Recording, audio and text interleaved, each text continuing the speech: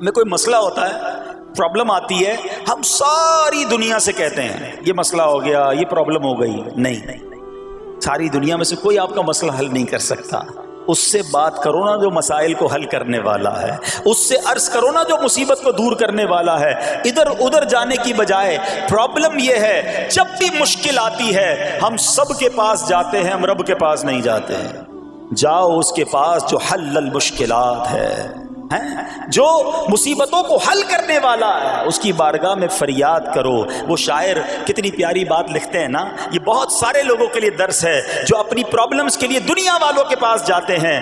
ارے اگر پکارنا ہے تو اللہ کی بارگاہ میں پکارو، التجا کرنی ہے تو اللہ کے حبیب سے عرض کرو نا. کسی کا احسان کیوں اٹھائیں، کسی کو حالات کیوں بتائیں، تمہیں سے مانگیں گے تم ہی دو گے، تمہارے در سے ہی لو لگی ہے. ہم اللہ کی بارگاہ میں عرض کریں، اللہ کے حبیب کی بارگاہ میں لو لگائیں. دنیا والوں کے پاس کچھ نہیں رکھا، لیکن ہم دنیا والوں کو بتا کر اپنے صبر کا ثواب بھی ضائع کر دیتے ہیں. میں آپ کو ایک بات سوال پوچھنا چاہتا ہوں. آج کل ہم بڑے لوگوں سے تعلقات کیوں بنانے کی کوشش کرتے ہیں؟ یار جب کوئی مشکل ٹائم آئے گا نا تو یہ بندہ کام آئے گا، یہ پیسے والا دوست ہے، یہ اس کے تعلقات بہت ہیں، اس کی گورنمنٹ میں بات ہے، اس کی وکیلوں میں بات ہے. 4-5 ایسے دوست ہونے چاہیے. یہ ڈاکٹروں کے اندر بڑی اچھی اس کی دوستی ہے، کوئی ڈاکٹر کا بھی کام آئے گا تو یہ بندہ کام آ جائے گا. ہم دنیا والوں سے تعلقات اس لیے بناتے ہیں تاکہ یار مصیبت آئے تو یہ بندہ کام آئے. اور نارملی اکثر ایسا ہوتا ہے کہ جس سے امید رکھی ہوتی ہے مصیبت کے وقت غائب ہو جاتا ہے. لیکن رب خود قرآن میں فرما رہا ہے ان اللہ مع الصابرین، صبر کر لو اللہ کی رحمت تمہارے ساتھ ہو جائے گی. اب میں آپ سے سوال کرتا ہوں، دنیا کے تعلقات ہوں یہ ضروری ہے یا یہ فائدہ مند ہے، یا بندہ صبر کر لے تو اللہ کی رحمت ساتھ ہو جائے، سارے غم ویسے ہی دور ہو جائیں گے؟ صبر اس کو نہیں چھوڑنا ہے. دیکھو حضرت ایوب علیہ السلام کا صبر کسی سے نہ کہا، اللہ کی بارگاہ میں عرض کرتے رہے. صبر تو بہت سارے لوگوں نے دنیا میں کیا، مصیبتیں تو بہت سارے اللہ والوں پر آئیں، مگر حضرت ایوب علیہ السلام کو اس قدر کمال کا صبر جو ان کا تھا وہ کیا واقعہ ہے. تو آج مشکلیں ہیں، پریشانیاں ہیں، ٹینشن ہیں، لوگ جب پریشان ہوتے ہیں تو صبر کا دامن تھامنے کی بجائے نارملی بے صبری، شکوے اور شکایات کی طرف جاتے ہیں. تو زندگی میں جب بھی کوئی معاملہ آئے نا، ہمیں اللہ کے کلام کی طرف رجوع کرنا چاہیے، اللہ والوں کی سیرت کی طرف رجوع کرنا چاہیے. اور رب کریم کے جو منتخب ترین بندے ہیں، دنیا کے افضل ترین جو افراد ہیں، وہ انبیاء کرام علیہ الصلوۃ والسلام ہیں. تو ہمیں جب بھی کوئی پرابلم آئے، جب بھی کوئی مسئلہ درپیش ہو، پہلے دیکھیں اللہ والوں نے اس موقع پر کیا کیا تھا، قرآن کیا کہتا ہے، حدیث کیا کہتی ہے، تو پھر زندگی میں چیزیں آسان ہو جاتی ہیں. تو حضرت ایوب علیہ السلام کی سیرت کے بارے میں جانتے ہیں کہ آپ حضرت اسحاق علیہ السلام کی اولاد میں سے ہیں، اور ان کی والدہ حضرت لوط علیہ السلام کے خاندان سے ہیں. اللہ تعالیٰ نے آپ کو ہر طرح کی نعمت سے نوازا تھا. آپ حسن و صورت والے بھی تھے، یعنی آپ کو اللہ پاک نے بہت خوبصورت بھی بنایا تھا، اور اللہ کریم نے مال بھی بہت دیا، اولاد میں بھی کثرت دی. ویل آف لائف تھی، خوبصورتی بھی ہے، مال بھی ہے، اولاد بھی ہے. اچھا پھر ظاہر مال تھا تو گھر بھی تھے، جانور بھی تھے. اس زمانے میں جو ویلتھ ہوتی تھی، جو پیسہ ہوتا تھا، وہ جانوروں کی صورت میں ہوتا تھا. گاؤں گوٹھ میں جائیں تو لوگ اپنا مال و دولت سے جانور ہی خرید رہے ہوتے ہیں، ان کے نزدیک یہی ان کا جو ہے وہ جو بھی ان کا کاروبار ہوتا ہے اور مال ہوتا ہے. اب آپ پر امتحان آیا، آزمائش آئی. اور وہ آزمائش کیسے آئی کہ پہلے آپ کا مکان گرا، اور خاندان کے جتنے افراد تھے اور آپ کے بیٹے تھے، جتنے بھی آپ کے بیٹے تھے نا، وہ سب اس مکان کے تلے دب کر انتقال کر گئے. اللہ اکبر. آپ کو آ کر خبر دی جاتی گئی کہ حضور آپ کا مکان گر گیا ہے، آپ کے بچے دب گئے اور دب کر ان کا انتقال ہو گیا ہے. آپ فرماتے تھے میرا کیا ہے، جس کا تھا اس نے لے لیا، جب تک اس نے مجھے دے رکھا تھا وہ میرے پاس تھا، جب اس نے چاہا اس نے واپس لے لیا، اسی نے دیا تھا نا. تھوڑی دیر بعد خبر آئی کہ آپ کے جتنے جانور تھے، ہزارہا اونٹ تھے، بکریاں تھی، ریوڑ کے ریوڑ تھے، سارے جانور جو ہیں وہ مر گئے. کسی نے آ کر کہا کہ اب آپ کی جتنی دولت تھی، جتنے جانور تھے وہ بھی مر گئے۔ سبحان اللہ، اب اللہ کا شکر بجا لاتے، کہتے یا اللہ جو رب کا تھا اس نے واپس لے لیا، اسی کا تھا جتنی دیر چاہا میرے پاس رہا، واپس لے لیا اس نے۔ میں اپنے رب کی رضا پر راضی، میں اس امتحان پر راضی ہوں۔ اللہ اکبر۔ اب کیا ہوا کہ آپ کی تمام کھیتیاں اور جو باغات تھے، بہت بڑی زمینیں تھیں، بڑے بڑے کھیت تھے، وہ بھی سارے کے سارے برباد ہو گئے۔ کسی نے آ کر بتایا کہ حضور اب تو کھیت بھی گئے، اب باغات بھی گئے۔ آپ نے فرمایا کہ جس کا تھا اس نے لے لیا، میں اس کی رضا پر راضی ہوں۔ جب تک میرے پاس تھا وہ میرے پاس تھا، اب رب نے واپس لینا چاہا تو اس نے لے لیا۔ اب he was empty handed، یعنی اب کچھ بھی نہیں تھا، نہ بچے ہیں، نہ مال ہے، نہ جانور ہے، نہ مکان ہے۔ مگر حضرت ایوب علیہ السلام کی زبان پر پھر بھی شکر ہے، اب بھی شکر ہے، شکوہ نہیں ہے کہ اللہ میں تیری رضا پر راضی ہوں۔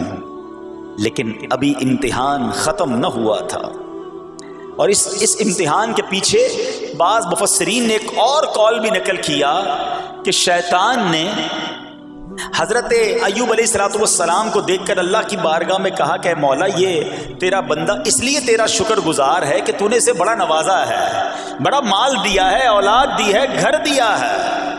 اب رب کریم نے حضرت ایوب پر امتحان بھیجا تاکہ پتہ چلے کہ میرے نیک بندے امتحان کے بعد بھی صبر کرتے ہیں۔ لیکن اب سب چلا گیا نا، تو شیطان نے کہا کہ ابھی جان تو باقی ہے نا، صحت تو باقی ہے۔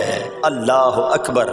مزید آزمائش آئی اور یہ ہوا کہ آپ کو بیمار کر دیا گیا، مبارک جسم پر بڑے بڑے آبلے پڑ گئے، پھوڑے جس کو کہتے وہ پڑ گئے۔ اس حال میں آپ کے سارے دوست بھی آپ کو چھوڑ کے چلے گئے۔ آج کل ویسے بھی حال ایسا ہی ہے جناب، جب تک پیسہ ہے، شہرت ہے، آپ کے پاس کوئی مال ہے تو آس پاس بہت سارے لوگ ہوتے ہیں، مگر جب یہ سب چیزیں چلی جائیں نا تو بعض اوقات ایسی کنڈیشن میں اپنے اور پرائیوں کی جانچ بھی ہو جاتی ہے کہ اب کون کھڑا ہے۔ دوستی مال کے لیے تھی، دوستی شہرت کے لیے تھی، دوستی منصب کے لیے تھی، یا کسی کی ذات سے واقعی خالص دوستی تھی؟ اب کیا ہوا، آپ کے سارے رشتہ دار، سارے دوست بھی دور چلے گئے، سوائے آپ کی فرما بردار زوجہ تھی جن کا نام تھا رحمت بن افراہیم، اور یہ حضرت یوسف علیہ السلام کی پوتی بھی تھی، اللہ کے نبی کی آل سے تھی، وہ آپ کی خدمت کرتی رہی۔ اب جسم پر پھوڑے ہیں، آبلے ہیں، ایک بیوی ہے، نہ پیسہ ہے، نہ مال ہے، نہ بچے، واٹ ایور جو تھا سب ختم، مگر زبان ہے کہ اس پر پھر بھی اللہ کا ذکر جاری ہے، پھر بھی شکر جاری ہے، پھر بھی صبر ہے۔ بات کرنا آسان ہے جناب، مشکل آئے اور صبر کرے بندہ، اصل امتحان یہ ہے۔ زباں پر شکوائے رنجو علم لایا نہیں کرتے، زباں پر شکوائے رنجو علم لایا نہیں کرتے، نبی کے نام لیوا غم سے گھبرایا نہیں کرتے۔ ہم میں سے کسی پر ایسی آزمائش نہیں آئی نا، چھوٹی موٹی آزمائشیں تو آتی رہیں گی۔ ایک بات یاد رکھنا، یہ زندگی کی جو گاڑی ہے نا، یہ مسائل کے پہیوں پر ہی چلتی ہے۔ ہمیں بعض اوقات کسی کی گاڑی، کسی کا مکان، کسی کا خوبصورت چہرہ، کسی کی مسکراہٹ دیکھ کر لگتا ہے یار یہ تو دنیا کا سب سے سخی آدمی ہے۔ ایسا نہیں، تو یہ نہ سمجھے کہ سارا جہان جناب سخی ہے اور میں اکیلا دکھی ہوں، ایسا نہیں ہوتا، بلکہ ہر اس جہاں میں تقریباً ہر بندہ ایسا ہوتا ہے جس کے ساتھ کوئی نہ کوئی دکھ لگا ہوا ہوتا ہے، کوئی نہ کوئی پریشانی ہے، کسی کو مال کی پریشانی، کسی کو روزگار کی پریشانی، کسی کو بیماری لگی ہے، کسی کو اور ٹینشن ہے۔ تو یہ کبھی بھی نہ سوچے کہ میں زندگی گزاروں گا اور کوئی ٹینشن نہیں آئے گی۔ تیار رہو امتحان کے لیے، امتحان ضرور آنا ہے۔ اب کمال یہ ہے کہ اس امتحان میں پاس کون ہوتا ہے۔ حضرت ابراہیم پر امتحان آیا، زبان پر صبر ہے، شکر ہے، شکوہ نہیں ہے۔ اب کیا ہوا کہ آپ کا سال ہاں سال تک یہ محال رہا، یہ 2-4 مہینے کا پرابلم نہیں تھا، کئی سال تک آپ بیمار رہے۔ آپ کی زوجہ جو ہے وہ خدمت کرتی رہی۔ اچھا یہاں ایک غلط فہمی دور کر دوں کہ کچھ لوگ یہ کہتے ہیں، یہ کتابوں میں پتہ نہیں کچھ کتابوں میں لکھ دیا گیا کہ حضرت ایوب علیہ السلام کو معاذ اللہ کوڑ کی بیماری ہو گئی تھی، ایسا بالکل نہیں تھا. کوڑ کی بیماری نہیں ہوئی تھی، بلکہ نہ کوڑ ہوا نہ جزام ہوا. آپ کو جسم پر پھوڑے پھنسیاں جن کو کہتے ہیں آبلے نکل آئے تھے. کیونکہ کوڑ کی بیماری وہ ہوتی ہے کہ جس سے لوگ نفرت یا حقارت کرتے ہیں. اللہ کے کسی بھی نبی کو کبھی بھی کوئی ایسی بیماری نہیں ہوئی جس کی وجہ سے لوگ اس سے حقارت یا نفرت کریں یا دور بھاگیں. کیونکہ اللہ نے ان نفوس قدسیہ کو، ان نیک بندوں کو، ان منتخب شخصیات کو لوگوں کی ہدایت کے لیے بھیجا ہے. ان کو کبھی کوئی ایسی چیز نہیں ہوئی کہ جس سے لوگ گھن کھا کر دور بھاگیں. تو یہ بالکل غلط ہے. البتہ آپ کے جسم پر آبلے تھے، پھوڑے تھی، اور اللہ اکبر آپ اس حال میں کیا رب سے عرض کرتے تھے؟ آپ عرض کرتے تھے، قرآن میں یہ الفاظ موجود ہیں، انی مسنی الضر وانت ارحم الراحمین. ترجمہ کیا ہے؟ مجھے تکلیف پہنچی اور تو سب مہر والوں سے بڑھ کر مہر والا ہے، رحم کرنے والوں میں سب سے بڑھ کر رحم کرنے والا ہے. یعنی اللہ کی بارگاہ میں یہ عرض کرتے تھے، یا اللہ تکلیف پہنچی ہے، رحم تو نے کرنا ہے، تو ارحم الراحمین ہے. زمانے سے نہیں کہتے تھے.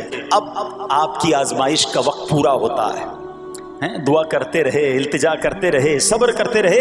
حکم ہوا کہ اپنا پاؤں زمین پر مارو. حضرت ایوب علیہ السلام نے پاؤں زمین پر مارا تو زمین سے ایک چشمہ پھوٹ اٹھا. حکم الہی سے حکم دیا گیا کہ اب اس پانی سے غسل کرو. آپ نے جب اس پانی سے غسل کیا تو آپ کی تمام بیماریاں دور ہو گئیں. پھر آپ 40 قدم چلے، دوبارہ زمین پر قدم مارنے کا حکم دیا. قدم مارتے ہی ایک اور خوبصورت لذیذ ٹھنڈے پانی کا چشمہ نمودار ہوا. پانی ٹھنڈا، میٹھا اور لذیذ تھا. اب آپ نے وہ پانی پیا تو آپ کے باطن میں نور ہی نور پیدا ہو گیا، اور آپ کو اعلیٰ درجے کی صحت و نورانیت حاصل ہو گئی. اور سنو، میرا رب تو قادر ہے نا. اللہ تعالیٰ نے آپ کی وہ ساری اولاد جو دب کر کئی سال پہلے مر گئی تھی، انتقال فرما گئے تھے، اللہ نے ان تمام اولاد کو پھر زندہ فرما دیا. اور آپ کی بیوی کو دوبارہ جوانی بخشی، اور اب اس کے بعد بھی آپ کی کثیر اولاد ہوئی. سنو سنو، جو جانور چلے گئے تھے نا، اللہ نے مویشی، اسباب و خزانہ اس سے زیادہ آپ کو پھر سے عطا فرما دیا. صبر کیا تھا نا. ان اللہ مع الصابرین. اچھا، یاد سب کو ہے یہ آیت، بچپن سے یاد ہے. اللہ صابروں کے ساتھ ہے، صبر کرنے والوں کے ساتھ ہے. مگر صبر کرنا نہیں ہے، امتحان آنا ہے تو صبر کرنا نہیں ہے. آیت سب کو پتا ہے. اچھا، جس کے ساتھ پرابلم ہو جائے نا، اس کو بھی بندہ درس دینے جا رہا ہوتا ہے، بھائی صبر کرنا، اللہ آپ کو صبر دے. لیکن جب اس پر امتحان آتا تو یہ صبر کرتا نہیں ہے. دوسروں کو درس دے رہا تھا، آج تیری باری آئی ہے نا، تو صبر کا دامن نہ چھوڑیں. ہم نے زندگی میں دیکھا ہے، جس نے مصیبت پر صبر کیا، اللہ کی رضا پر راضی رہا، اللہ نے مشکل سے بھی نکالا اور پہلے سے اسے زیادہ عطا فرما دیا. ہمارا پرابلم ہی ہم ٹیسٹ میں فیل ہو جاتے ہیں. جیسے ہی امتحان شروع ہوا، واویلا شروع، شور شروع، شکوے شروع. سب کو بتانا، حالانکہ کر کوئی نہیں سکتا، لیکن سب کو بتائیں گے. نہ کرو ایسا. میں جانوں، میرا رب جانے، مجھے کیوں کسی کو بتانا. ہاں، وہ کریم ہے، وہ دیکھ رہا ہے کہ میرا بندہ صبر کر رہا ہے. تو حضرت ایوب علیہ السلام کی زندگی میں ایک اور واقعہ یہ ہوا کہ جب آپ بیمار تھے، آپ کو پتہ ہے جب بندہ بیمار ہوتا ہے تو بعض اوقات اس کی طبیعت پہ کیفیات بھی ہوتی ہیں. تو آپ نے اپنی زوجہ کو پکارا، تو آپ کی زوجہ کچھ دیر میں حاضر ہوئی. تو آپ نے جلال میں آ کر اس کو 100 درے، اپنی زوجہ کو 100 کوڑے مارنے کی قسم کھا لی. اب جب صحت آ گئی تو قسم تو آپ نے کھائی ہوئی تھی، تو اب کیا کرتے؟ اس بیوی نے تو خدمت بھی بہت کی تھی، اب اسے کوئی خاص کیفیت تھی، آپ نے قسم اٹھا لی تھی. سبحان اللہ. ایوب علیہ السلام کو اللہ کریم نے قرآن میں کیا حکم دیا کہ اے ایوب، آپ ایک یعنی 100 جس کو کہتے ہیں تنکے، 100 تنکوں والی جھاڑو لیں اور اس جھاڑو کو ایک مرتبہ اپنی بیوی کو مار دیجئے تو آپ کی قسم جو ہے وہ پوری ہو جائے گی. یعنی قسم کا کفارہ نہیں دینا ہوگا. اللہ اکبر. اللہ نے اس نبی علیہ السلام کی فرما بردار بیوی کی جو سزا تھی یا جو معاملہ تھا اس کو کتنا آسان فرما دیا. تو رب کریم نے قرآن مجید فرقان حمید میں اس کو کس طرح بیان فرمایا، وَخُذْ بِيَدِكَ ضِغْثًا فَاضْرِب بِهِ وَلَا تَحْنَثْ بالنث، فرمایا کہ اپنے ہاتھ میں ایک جھاڑو لے کر اسے مار دے اور قسم نہ توڑ، انا وجدناہ صابرا، فرمایا ہم نے اسے صابر پایا، نعم العبد، کیا اچھا بندہ، انہ اواب، بے شک وہ بہت رجوع لانے والا ہے۔ ارے آج دنیا کسی کو کہے یہ صبر والا ہے، حضرت ایوب کی شان دیکھو کہ رب فرما رہا ہے قرآن میں انا وجدناہ صابرا، اور ہم نے ایوب کو صبر کرنے والا پایا، صابر پایا۔ اللہ حضرت ایوب کے صبر کے صدقے ہمیں بھی صابرین میں شامل فرما لے۔ اللہ اکبر، سبحان اللہ۔ اور رب کریم نے جو اواب فرمایا، علماء کہتے ہیں کہ یہ اواب کے لاجواب خطاب کو جو آپ کے سر مبارک پر ایک تاج کی طرح رکھ دیا گیا، کیونکہ اواب کے معنی کیا ہے؟ انہ اواب، بے شک وہ بہت رجوع لانے والا ہے۔ اللہ اکبر، صبر کیا تو رب نے کیسے کیسے القاب جو ہیں وہ قرآن میں عطا فرمائے۔ یہاں ایک اور بات بھی سیکھنے والی ہے کہ حضرت ایوب علیہ السلام کے صبر کا کمال یہ ہے کہ قرآن میں ذکر آ گیا، اب صبح قیامت تک حافظ تلاوت کریں گے، تراویح میں قرآن پڑھا جائے گا، جب بھی قرآن کی تلاوت دنیا کے کونے کونے میں کی جائے گی، قیامت تک حضرت ایوب کے صبر کا ذکر ہوتا رہے گا۔ جب آپ صبر کرتے ہیں، اللہ رسول کو راضی کر لیتے ہیں، اللہ ان ناموں کو بلند فرما دیتا ہے۔ اب حضرت ایوب علیہ السلام کے صبر کی بات ہوئی ہے نا، اللہ نے پتہ ہے آپ کو کتنا مقام عطا فرمایا کہ نبی کریم صلی اللہ تعالیٰ علیہ وآلہ وسلم نے ارشاد فرمایا، حضرت ایوب لوگوں میں سب سے بڑھ کر عالم، صابر اور غصہ پینے والے تھے۔ حضرت ابن مسعود رضی اللہ تعالیٰ عنہ سے مروی ہے کہ حضرت ایوب علیہ السلام قیامت کے دن صبر کرنے والوں کے سردار ہوں گے۔ ہاں، صبر کرنے والوں کے بھی سردار ہوں گے۔ اچھا، بعض اوقات ہوتا کیا ہے، اچانک کوئی پرابلم آ گئی، کہیں آگ لگ گئی، گاڑی میں نقصان ہو گیا، پیسے چوری ہو گئے، موبائل چوری ہو گیا، کوئی چیز میں نقصان ہو گیا، کاروبار میں نقصان ہو گیا، صحت خراب ہوئی، بندہ کہتا ہے یار یہ میرے ساتھ کیوں ہوا ہے، میں نے ایسا کیا کیا ہے۔ بعض اوقات زبان سے شکوے، شکایت، حالانکہ قرآن مجید فرقان حمید نے تو پہلے ہی ہمیں بتا دیا ہے ہمارا پرابلم پتہ ہی کیا ہے۔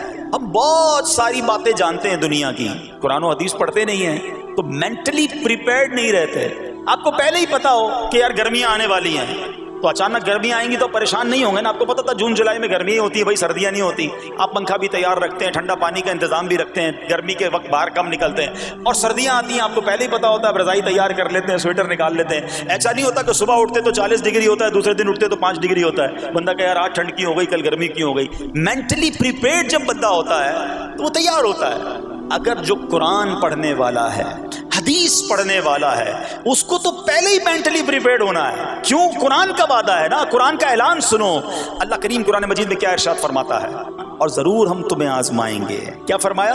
ضرور آزمائیں گے، تیار رہو، دیر از ایگزامینیشن۔ اچھا، آزمائش کن کی چیزوں کی ہوگی؟ سبحان اللہ، قرآن نے لسٹ بھی دے دی ہے کہ آزمائش کیا ہوگی۔ فرمایا کچھ ڈر سے، اچانک خوف آ جاتا ہے نا، کوئی دشمن آ جاتا ہے، کوئی دھمکی دے رہا ہوتا ہے، اچانک حالات خراب ہو جاتے ہیں، دل میں خوف بیٹھ جاتا ہے۔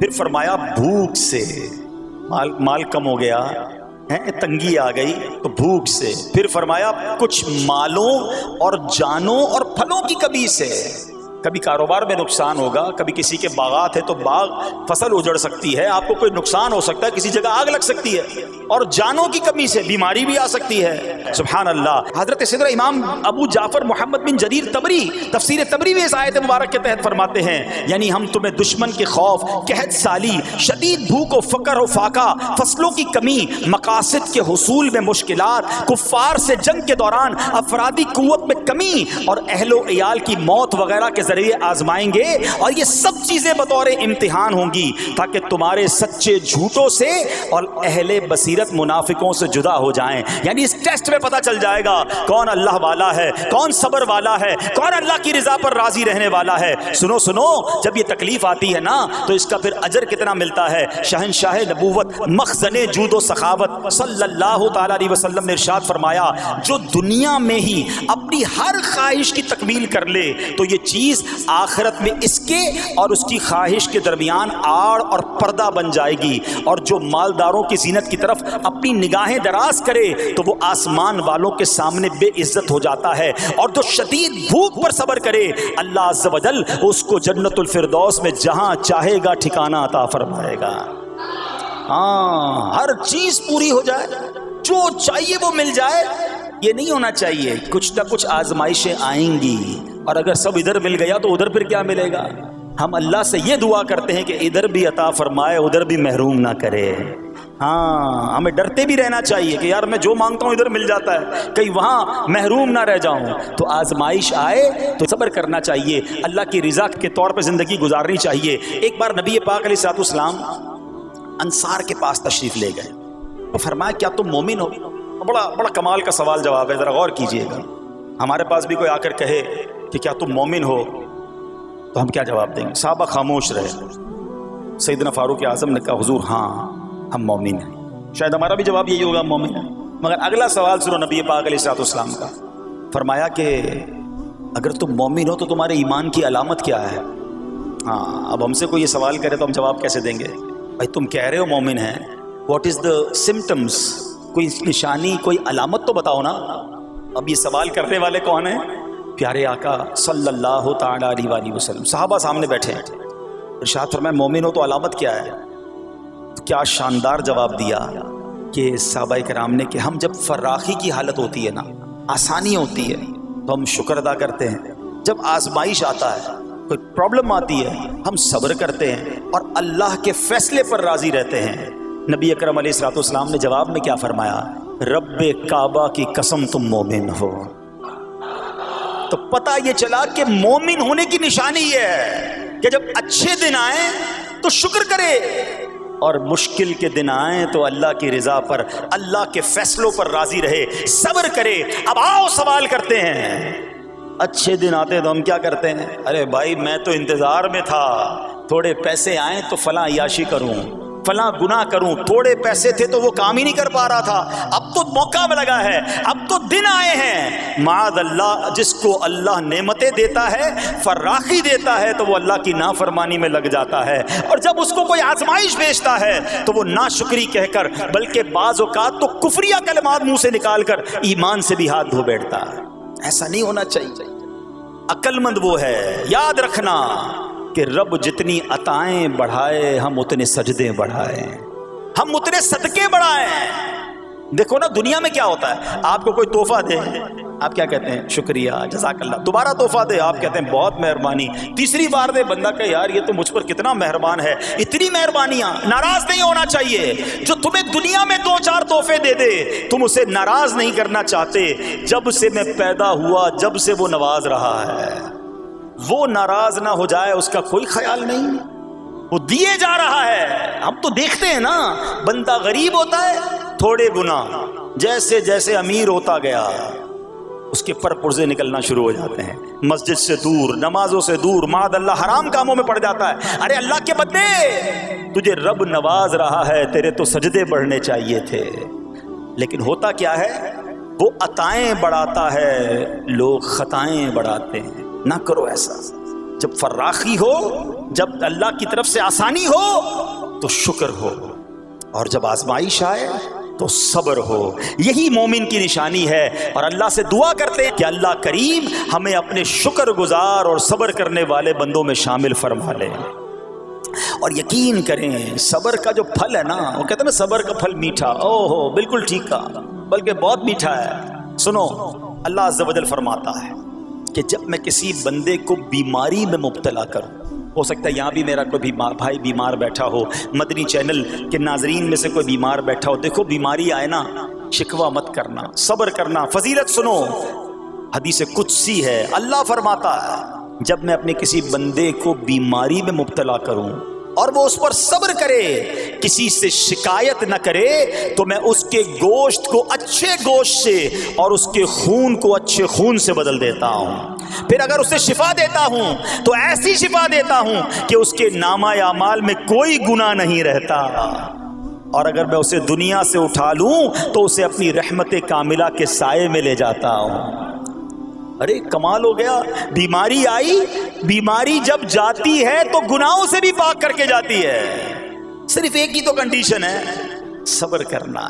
بیماری آئی صبر کرنا، ہاں کسی سے بات نہ کریں، شکوہ نہ کریں، اللہ کی بارگاہ میں عرض کریں مولا تیری مہربانی، ہاتھ میں درد ہے باقی جسم تو سلامت ہے، اے اللہ آنکھ میں درد ہے باقی جسم تو سلامت ہے، اے اللہ گردوں میں پرابلم ہے میرا باقی جسم تو سلامت ہے، یہ بھی تیری مہربانی ہے۔ اللہ کرے کہ ہم شکر گزار بندے بن جائیں، کیونکہ یہ بیماری تو ہمارے گناہ معاف کروانے آئی تھی، مگر افسوس یہ ہے کہ جو گناہ معاف کروانے والا کام ہمارے ساتھ ہوا اس میں بھی ہم نے اللہ کو ناراض کر دیا اور شکوے شکایات کی۔ سنو سنو، اس نے اخلاق کے پیکر نبیوں کے تاجور صلی اللہ تعالی علیہ وسلم نے ارشاد فرمایا، ابھی تو صرف بیماری کی بات ہوئی نا، اب آؤ اگر کسی کو کاروبار میں نقصان ہو گیا، کسی کے پیسے کم ہو گئے، کسی کی جان و مال کا کوئی نقصان ہوا، کوئی آگ وغیرہ لگ گئی، سنو اللہ کے حبیب علیہ الصلوۃ والسلام فرماتے ہیں کہ اللہ ارشاد فرماتا ہے، پھر حدیث قدسی ہے کہ جب میں اپنے کسی بندے کے بدن یا اس کے مال یا اس کی اولاد کی طرف کوئی سختی بھیجوں،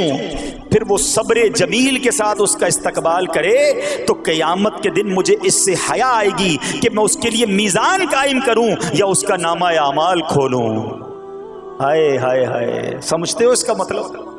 اللہ فرما رہا ہے مجھے حیا آئے گی کہ اپنے بندے سے اب کیا حساب لوں۔ جب آزمائش بھیجی تھی تو اس نے صبر کیا تھا، اس نے شکوہ نہیں کیا تھا۔ خدا کی قسم میں آپ سے پوچھتا ہوں، میرا کوئی نقصان ہو جائے اور قیامت کے دن میرا نامہ اعمال نہ کھولا جائے، مجھے اللہ کی بارگاہ میں حساب نہ دینا پڑے، مجھے بتاؤ یہ دنیا کے حساب نقصان کی کیا حیثیت ہے اگر ادھر بخشا جائے؟ سنو تو صحیح، رب فرما رہا ہے کہ مجھے حیا آتی ہے کہ اس کے لیے میزان قائم کروں یا اس کا نامہ اعمال کھولوں۔ ارے یہ ساری دنیا کی دولت، یہ ساری دنیا کی آسائشیں ایک طرف، اگر قیامت کے دن حساب کتاب میں آسانی مل جائے، اللہ بلا حساب جنت میں داخل کر دے، اس سے بڑھ کر کوئی نعمت نہیں۔ مگر آج افسوس یہ ہوتا ہے کہ اگر کسی پر امتحان آتا ہے وہ اس امتحان میں فیل ہو جاتا ہے۔ اس حدیث میں ایک لفظ استعمال ہوا صبر جمیل کے ساتھ۔ اب یہ بھی بڑا مسئلہ ہے کہ لوگوں کو یہی نہیں پتا کہ صبر جمیل ہے کیا۔ لوگ کہتے تو بہت ہیں اللہ پاک آپ کو صبر جمیل عطا فرمائے، اب اس سے پوچھو بھائی صبر جمیل کی تعریف کیا ہے تو پھر تعریف نہیں پتا ہوتی۔ یہ کسی جمیل بھائی کا صبر نہیں ہے کہ جس کو صبر جمیل کہا جاتا ہے۔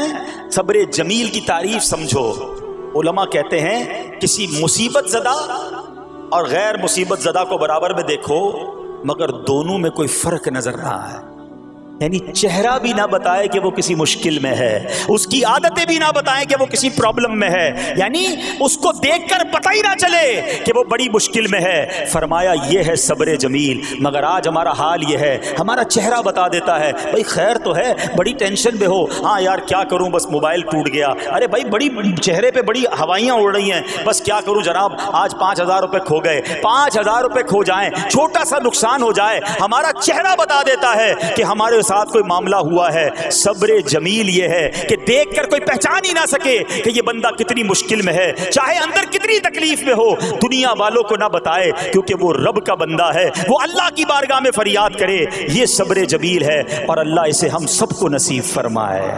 ہاں یہ بڑی کمال کی بات ہے۔ ہم کیا کرتے ہیں سارے جہان کو بتاتے ہیں، اچھا پھر آخر میں لوگ کہتے بھی ہیں جب پورے محلے کو بتا دیا نا پھر اس کے بعد کہتے ہیں بس کیا کریں بھائی صبر ہی کر رہے ہیں۔ اب آپ صبر نہیں کر رہے حضرت، ہاں آپ کا صبر چلا گیا، آپ نے ساری دنیا کو تو بتا دیا۔ صبر یہ ہے کہ صبر پہلے صدمے پر ہوتا ہے، جیسے ہی آپ کو کوئی صدمہ لگا نا اب آپ جانے رب جانے، نہ بتائیں کسی کو، ٹھیک ہے وہ الگ بات ہے آپ کسی کو دعا کے لیے کہہ دیں، لیکن بڑا نقصان ہو گیا، بڑی مشکل ہو گئی، بڑی پریشانی ہو گئی، اس سے حل تو کوئی نہیں ہونا۔ اچھا ہمارا ماجرا ایک اور بھی بڑا عجیب ہے، مشکل ہو جائے تو سب کو بتاتے ہیں، آسانی ہو جائے تو پھر کسی کو نہیں بتاتے ہیں۔ 5,000 کا نقصان سارے محلے کو پتا ہے، 50,000 کا فائدہ ہوا پھر کسی کو بتایا آپ نے؟ نہیں یار بتاؤں گا تو نظر لگ جائے گی، گھر والوں کو تو بالکل بھی نہیں بتاؤں گا خرچہ بڑھا دیں گے۔